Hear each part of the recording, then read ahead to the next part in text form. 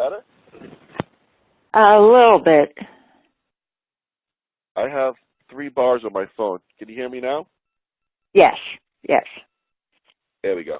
I think it's, yeah, I just got my 4th bar, so I think I'm back. Sorry about that. Okay, okay. And I made my phone louder, too, so if I'm blowing your ears up, let me know. I'll make it a little lower. You're not. It's fine. All right, cool. So surcharging, it's only legal in 40 states. I don't remember the 10, but I can tell you it's not legal in New York, in Florida. I think it's California. I think it's Washington, D.C. I don't remember what the 10 are, but again, if you Google it, you can find out. And effectively what surcharging is, as long as you have proper signage at point of sale or online, if it's e-commerce, you're allowed to charge a merchant an additional 1, 2, 3, 4% of whatever the transaction is. So, for example, you go into a clothing store and I buy a shirt that's $100.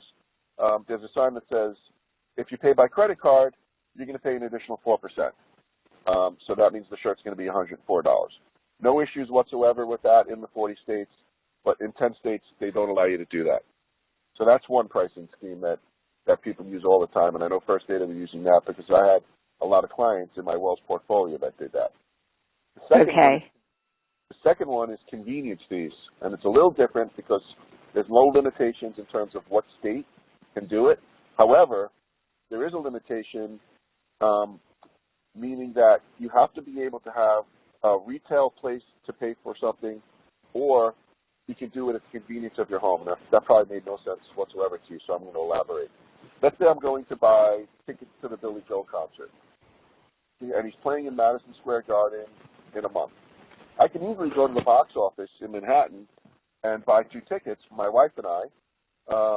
But you know what? I don't feel like taking the train into the city. I work in Long Island. I want to sit on my couch and go online and go to the website, Ticketmaster, and buy 2 tickets.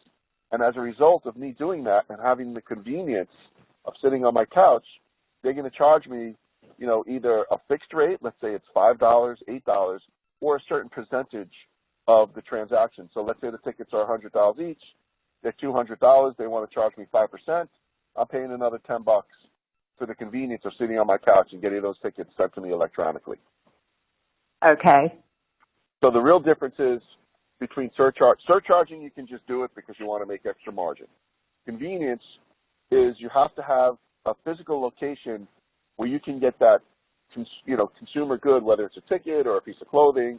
And if you can, and you want to buy it online, you're having the convenience of doing that so they can charge you, an additional percentage. Here's the one I love because everyone's doing this and merchants love it. So it's called zero cost processing, also known as a cash discount program. And basically what you're doing is you're passing all of your processing costs to the consumer by marking it up. Very similar to a surcharge, but again, it has to be signed. And it's not, so a surcharge on your receipt, it's going to print out surcharge.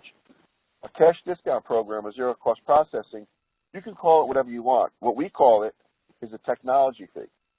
And basically the way it works is, again, I go into a store, I'm buying a shirt for $100. There's a sign that says if you use your credit card, you're going to be charged 4%. If you use cash or pay by check, you're not going to be charged anything. So it's really a cash discount.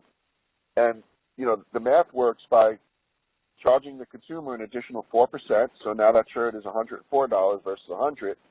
And the way that merchant processors charge the merchant for that is they basically take, 3.84% times the $104 allows them to get the $4 back, from the merchant. So the merchant's making the $104 because they're charging $4 extra, and the processor's charging the merchant $4, so it nets out to zero. So that's why it's called zero cost processing. Everybody's doing it. Everyone's doing it in the industry. Merchants love it. I can tell you, Paul, it's not for every vertical. For example, obviously every week I go to my dry cleaners and she knows me. I know her. She knows me by first and last name. Her name is Mary. We have a great relationship. If Mary started charging me, zero cost processing, an additional 4%, I would just go right next door to Susie and not pay that. So it's more for I was recently in Clearwater, Florida on a business trip, and it's very touristy. So they rent bikes, they rent surfboards. I'm probably not going to be there too often. So